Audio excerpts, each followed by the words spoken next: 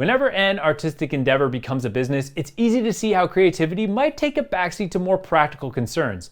But that's not what happened with Double Fine Productions. In fact, when the going got tough for the San Francisco-based developer, it was their creative integrity that saved the studio. You could even say it transformed the industry. This is Double Fine's story.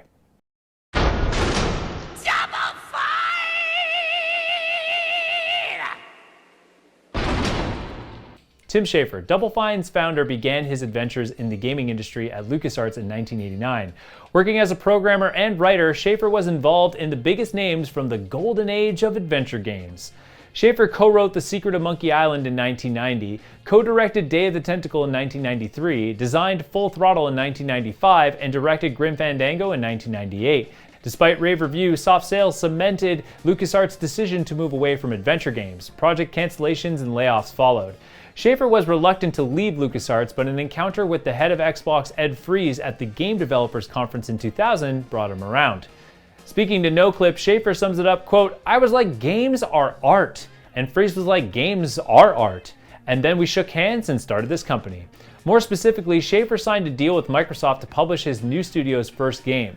For years, Schafer had wanted to make a game about dreams, but his team's background in PC adventures hadn't prepared them to make a console platformer. Quote, "The first time Microsoft reviewed our stuff, it was obvious we had no idea what we were doing."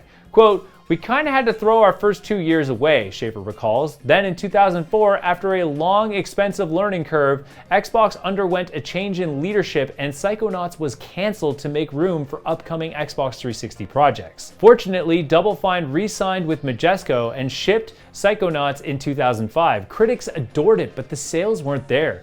Double Fine eventually acquired the rights and distributed the game digitally, where the sales grew along with a loyal cult following. For Double Fine's sophomore effort, Schafer wanted to combine his love of strategy games with his passion for heavy metal. Publisher Vivendi's influence helped dial down RTS features while dialing the heavy metal up to 11. Then, history repeated itself. A change in publisher leadership left Brutal Legend without financial support. But the Double Fine team carried on, making the game they wanted to make until EA picked it up in 2008. Brutal Legend launched in 2009. Critics enjoyed Brutal Legend and it outperformed Psychonauts, but it was costly to make and EA didn't want to gamble on a sequel. It was devastating. Schafer told Rock Paper Shotgun, quote, "It was a moment where we almost ended the company." But the Double Fine team had already planted the seeds of their own salvation. Years earlier, while taking a break from Brutal Legend, Double Fine held a game jam called Amnesia Fortnite. Amnesia meaning forget about Brutal Legend for a while, Fortnite meaning each team had 2 weeks to produce a prototype. When Brutal Legend 2 was cancelled, Double Fine used these prototypes to reinvent the company. Amnesia Fortnite era saw new leaders and creators take over 4 smaller teams. Schafer explains the pivot, quote, "What I always wanted and dreamed for the company was it for to be a creativity machine and a big factory where great things come out all the time." Costume Quest 2010, Stacking 2011, Iron Brigade 2011, Sesame Street, Once Upon a Monster 2011. Happy Action Theater. While working on Once Upon a Monster, a Kinect-driven game for small children, Schafer saw how difficult it was to get his 2-year-old daughter to go through the setup and calibration process. Happy Action Theater was created as a plug-and-play AR toy for the youngest gamers. The game was a hit with its target audience, so making a sequel was a no-brainer. Schafer explains that, quote, "The publishing relationship with Microsoft was still great, and we loved how the game turned out." By 2012, Double Fine had found stability in using small teams to make small games, so the move to crowdfunding wasn't a last-ditch effort to save the studio, as seen in prior spotlights. A film crew wanted to create a documentary about Double Fine's next game, and making a self-financed game would prevent publishers from influencing the documentary. So Double Fine set out to raise a meager $300,000 US. What happened next sent shockwaves through the industry. Double Fine hit their goal in 9 hours and passed $1 million US within 24 hours. When the month-long campaign ended, they had more than $3 million US in their coffers. It was the most backed and most successful project on Kickstarter.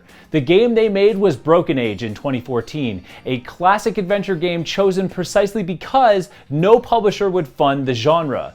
Quote, "We were like, let's make a big game," Schafer recalls. Quote, "Then it got even bigger. Broken Age was a creative and critical win for Double Fine, but their crowdfunding campaign was also a boon to other struggling studios. InXile and Obsidian both overcame dire financial straits by replicating Double Fine's strategy.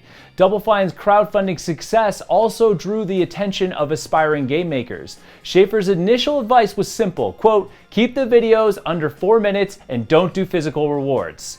Then he realized that Double Fine was in a good position to pay it forward. Quote, "We'd find the games that we really liked. Maybe they didn't need a ton of money, but they just needed some guidance." So from 2014 to 2019, the studio published a variety of indie creators under the name Double Fine Presents.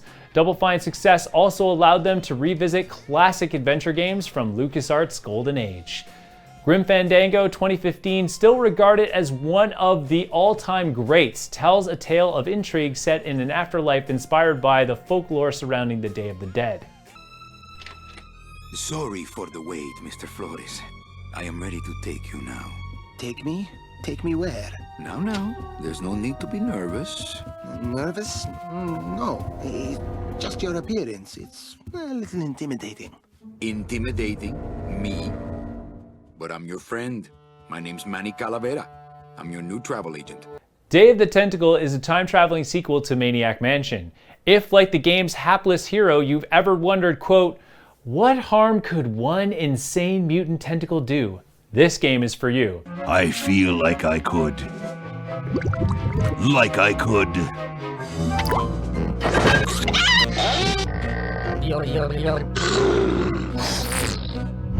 Like I could.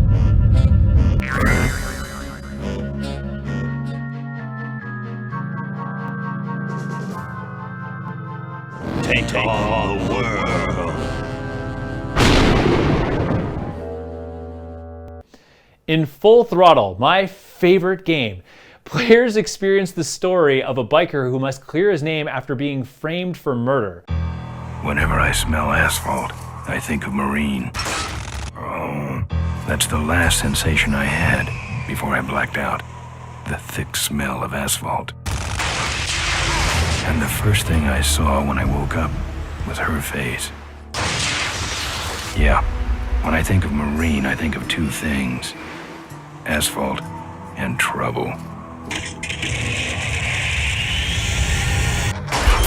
You know, Ben, we're broke, and if some cash doesn't come our way soon, we're in big trouble. Relax. I have a feeling something's coming our way. Something big. All 3 of these games were ported to Xbox One in 2020. No matter what else is going on in the realm of publishing or remasters, Schafer's, quote, creativity machine keeps producing original games. From 2013 to 2019, Double Fine released 18 wildly different titles, including The Cave 2013, Massive Chalice 2015, Headlander 2016, Psychonauts, In the Rhombus of Ruin 2017, Rad 2019. While these new ideas were cooking, Schafer had more ideas for Psychonauts on the back burner. For years, he doubted they would see the light of day, but by 2015, Double Fine proved that it could juggle several projects at once, even if one of them was as big as Psychonauts 2 needed to be. So they went for it. This time around, Schafer raised funds on Fig, a crowdfunding and investment platform he helped to guide. But the $3.8 million they raised was just seed money. Psychonauts 2 still needed publisher support, which they found, then lost, then replaced, then lost again. Meanwhile, the release date was slipping 1 year at a time. Looking for an investor, Schafer approached Microsoft, but Xbox Game Studios had something else in mind. When Matt Booty, head of Xbox Game Studios, told Schafer that Double Fine could go first party without having to change, Schafer was wary. Quote, "Luckily," he recalls, quote, "I can call up Brian Fargo and Fergus Urquhart and talk about what happened with Obsidian and InXile." And they're like, no, they mean it. Xbox Game Pass was another big draw. Quote, "I started seeing the future a little bit. I like Microsoft's plan for Game Pass. So in 2019, Double Fine became an Xbox Game Studio." I'm honored today to announce that joining Xbox Studios is Double Fine Productions. The move has allowed Double Fine to complete Psychonauts 2 as originally envisioned in time for a 2021 launch. Beyond that, Schafer has spoken only in broad strokes. In a 2020 interview with Greg Miller, Schafer confirms, quote, "The next game is not going to be a sequel. Quote, I feel like ever since 2012, I've been looking backwards a little bit, he reflects. Quote, and I'm like, okay, from now on, after this game, and for a long time, we're just gonna do original, new stuff. Brand new, shiny new stuff. Even after 20 years, Double Fine has held on to its youthful enthusiasm for new ideas. Schafer isn't shy about his mercurial instincts, telling Destructoid in 2019, quote, I like to do the opposite of what I last did. It's a fitting approach, especially as next gen takes us deeper into the Xbox Game Pass era. Xbox is all about crafting diverse experiences that surprise and delight every kind of gamer, and that's something Double Fine knows exactly how to do. Thanks for watching. I hope you enjoyed this video. If you did, please click on that like button and leave a comment below. Don't forget to hit subscribe as we got more videos coming out each week here on ExpertZone.